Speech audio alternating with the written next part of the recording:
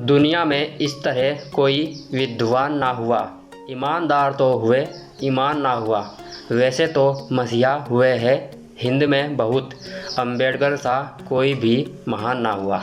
जी हाँ दोस्तों, आज हम बात कर रहे हैं बाबा साहेब डॉक्टर भीमराव अंबेडकर जी के बारे में। आज हम आपको बताएंगे कि बाबा साहेब का जन्म कहाँ हुआ और किस परिवार में हुआ और उन्होंने अपने जीवन में किस तरह संघर्ष किया।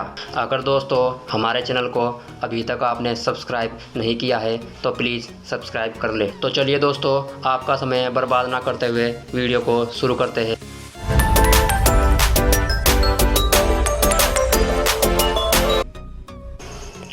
भारत को संविधान देने वाले महान नेता डॉक्टर भीमराव अंबेडकर का जन्म 14 अप्रैल 1891 को मध्य प्रदेश के एक छोटे से गांव में हुआ था।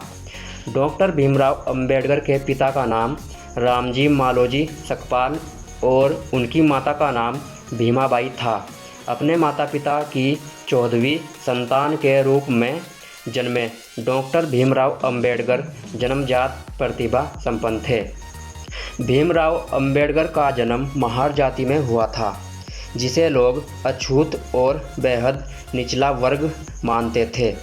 बचपन में भीमराव अंबेडकर के परिवार के साथ सामाजिक और आर्थिक रूप से गहरा भेदभाव किया जाता था।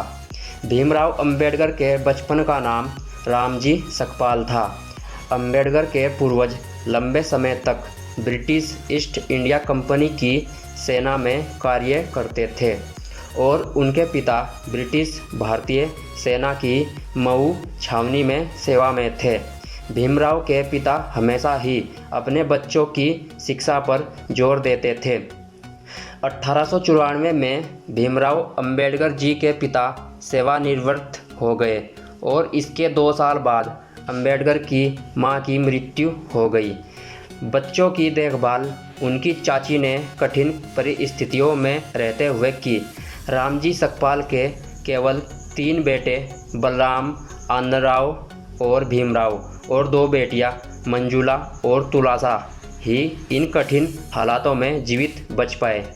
अपने भाइयों और बहनों में केवल अंबेडकर ही स्कूल की परीक्षा में सफल हुए और इसके बाद बड़े स्कूल में जाने में सफल हुए। अपने एक देशस्थ ब्राह्मण शिक्षक महादेव अंबेडकर, जो उनसे विशेष स्नेह रखते थे, के कहने पर अंबेडकर ने अपने नाम से सकपाल हटाकर अंबेडकर जोड़ दिया। उनके गांव के नाम अम्बावड़े पर आधारित था।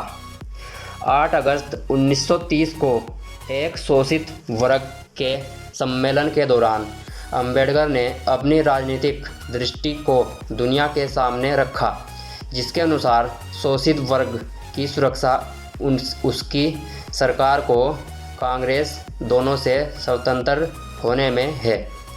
अपने विवादास्पद विचारों और गांधी और कांग्रेस की कटु आलोचना के बावजूद अंबेडकर की प्रतिष्ठा एक अद्वितीय विद्वान और विधिवेता की थी, जिसके कारण जब 15 अगस्त 1947 में भारत की स्वतंत्रता के बाद कांग्रेस के नेतृत्व वाली नई सरकार अस्तित्व में आई तो उसने अंबेडकर को देश का पहला कानून मंत्री के रूप में सेवा करने के लिए आमंत्रित किया, जिसे उन्होंने स्वीकार कर लिया। 29 अगस्त 1947 को अंबेडकर को स्वतंत्र भारत के नए संविधान की रचना के लिए बनी संविधान मसौदा समिति के अध्यक्ष पद पर नियुक्त किया गया। 26 नवंबर 1949 को संविधान सभा ने संविधान को अपना लिया।